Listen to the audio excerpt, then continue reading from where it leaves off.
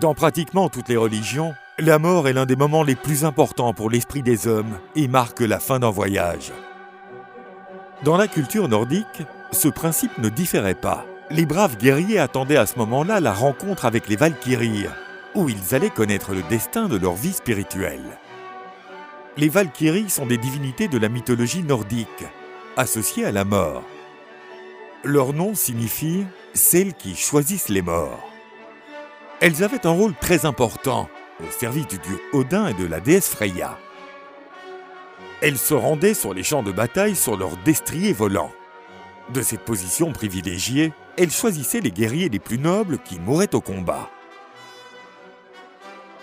Les hommes choisis par les Valkyries se montraient valeureux devant l'ennemi. Leurs exploits sur le champ de bataille et leur altruisme lorsqu'ils se battaient jusqu'à la mort pour une cause, juste ou non, étaient appréciés. Les guerriers Berserkers étaient des fanatiques religieux du culte d'Odin.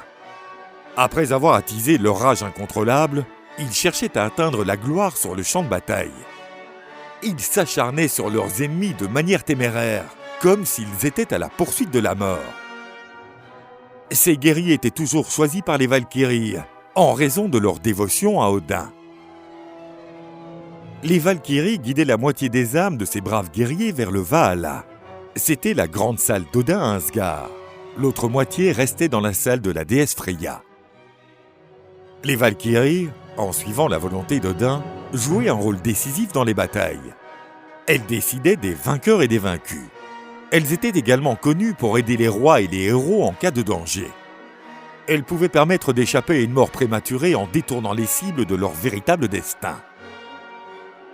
Les Valkyries étaient dépeintes comme des femmes guerrières armées d'épées, de lances, de boucliers et d'armures. Elles montaient des chevaux qui volaient au-dessus des champs de bataille. Mais en Asgard, elles devenaient de belles et séduisantes jeunes femmes qui festoyaient avec les hommes acceptés lors des banquets du Valhalla. La déesse Freya était considérée comme la chef des Valkyries. Dans certains cas, elle était également appelée Valkyrie, car elle choisissait personnellement les écuyers pour sa salle. La plus célèbre de toutes les Valkyries était Brynhild, qui n'a pas obéi aux ordres d'Odin. Elle a été punie par le dieu et transformée en mortelle. Elle fait partie des personnages principaux de la saga Volsunga, qui a inspiré au compositeur allemand Richard Wagner son opéra « L'anneau du Nibelung ». La chanson emblématique « La marche des Valkyries » a servi de bande-son à cette vidéo.